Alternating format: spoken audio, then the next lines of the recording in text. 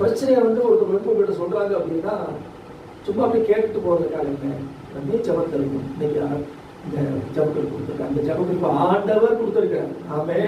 இப்ப ஒருவருக்கு அவங்க ஜெபிங்க, இந்த ஜெபிக்கும் பொழுது ஆண்டவர் அந்த ஜபத்தை கேட்டு அவங்க விடுதலை கொடுப்பார். உடனே அவங்களுக்குள்ள என்ன ஒரு விசுவாசம் வரும். ஆமே. ஆமா, சொல்றோம். ஆகவே ஜெபிக்க வரும், நம்ம வரக்கூடாது.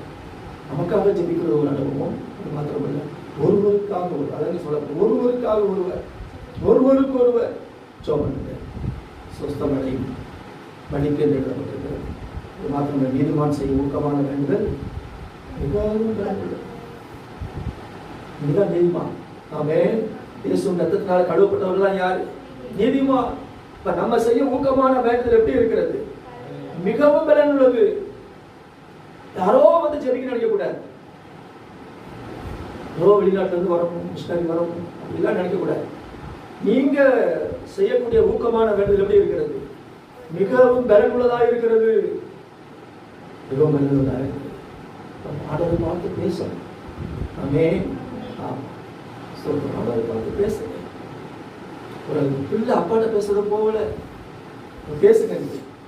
நீங்க சப்பா, நீங்க செய்யுங்கப்பா, இந்த தேவை இருக்குது, அவங்கள சுகமாக்குங்கப்பா அப்படின்னு சொல்லி ஒரு பிள்ளை அப்பாட்ட பேசுறது போல பேசுங்க. அடுத்து பாருங்க, நீங்க ஆண்டவரை பார்த்து பேசுறதோட நின்று விட்டாங்க. அடுத்து ஒரு காரியம் சொல்றாரு, எது பிரச்சனையாக தடையாக இருக்கிறதோ அந்த பிரச்சனையாக மழையை பார்த்து பேசுங்க. ஆமே. ஆண்டவர்கிட்ட பேசினா மட்டும் போதாதா அப்படின்னா, ஆண்டவர்கிட்ட பேசிட்டு ரெண்டாவது இன்னொரு காரியம் செய்யணும். மழையை பார்த்து பேசணும்.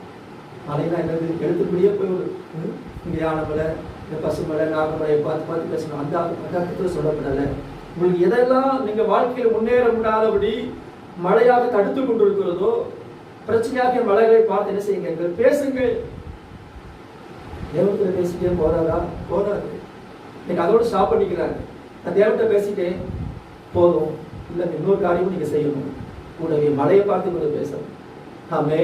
மழையை பற்றி அல்ல, மழையை பார்த்து பேசணும். வாசித்து பாருங்கள். மார்க் 11ஆம் அதிகாரம் 22, 23.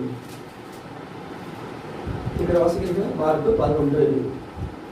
இயேசு அவர்களை நோக்கி, தேவனிடத்தில் விசுவாசம் உள்ளவர்களாய் இருப்பார்.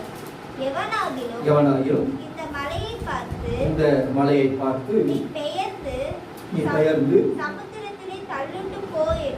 சமுத்திரத்திலே தள்ளுண்டு போ என்று சொல்லி தான் சொன்னபடியே நடக்கும் என்று தன் இருதயத்தில் சந்தேகப்படாமல் விசுவாசித்தால்